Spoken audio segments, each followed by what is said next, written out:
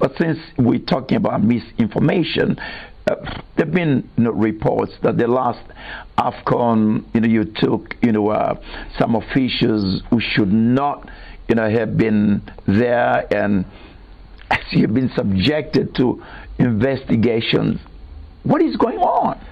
Well, it's very, very simple. Again, from where we stand as FAZ, what normally happens is that if the assignment is under the ministry, we always, as a rule, send an advance party. And in doing so, from my office as president, I nominate one EXCO member who's going to be the delegation leader, and the general secretary deals with the other staff who are part of the team.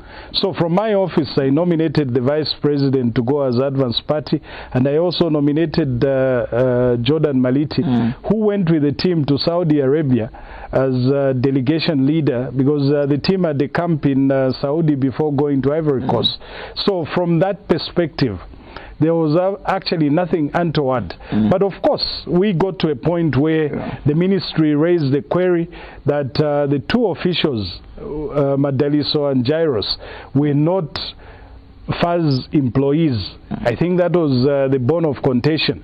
And in the last 8 years that I've been in FAZ, it was the first time we were getting such a query. Of course, we've never been given guidance that these advance parties should only be for FAZ staff and EXCO members, and I think we did clarify that with the ministry. But most importantly for us, these two officials are part and parcel of FAZ, because you see, outside the executive, outside the members of staff, we also have standing committees, and we pick a number of officials.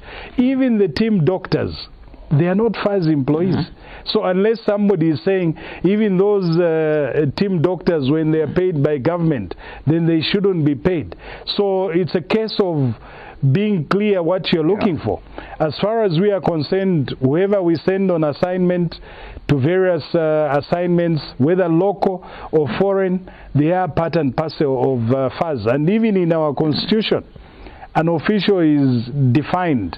Somebody who's working with a club, they are given national assignments, they are part and parcel of FAZ. In the case of Madaliso, the bone of contention, we share the same surname. People have claimed he's my relative. Of course, we are not related by blood, but the truth of the matter is he's been with Lusaka Dynamos for many, many years. He's been performing security services for FAZ in so many assignments, even locally.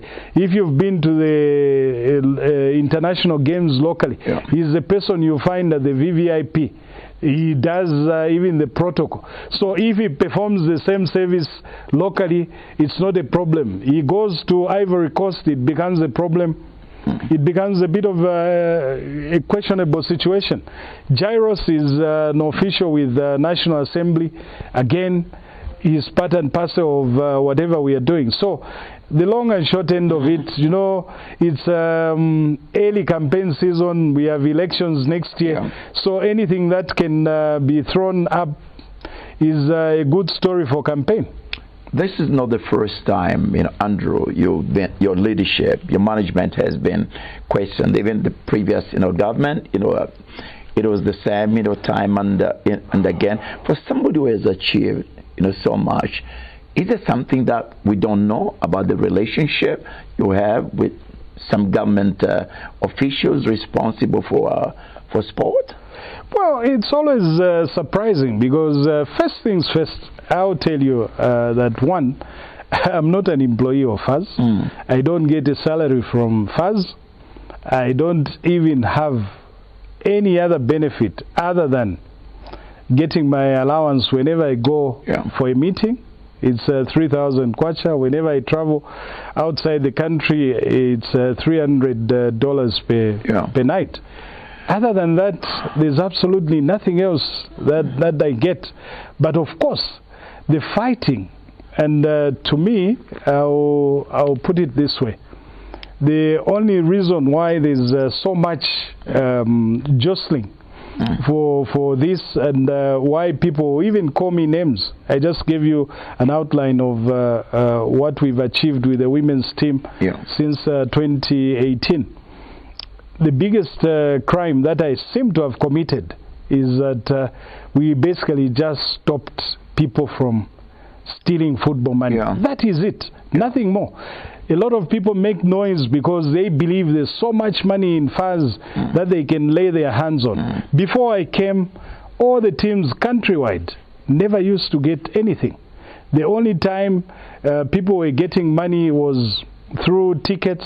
I remember very well the first time I walked into FAS, I was given 2 booklets of tickets, and I was told this is the president's allocation, the other EXCO members the booklet each, and these are tickets which would find themselves on the black market.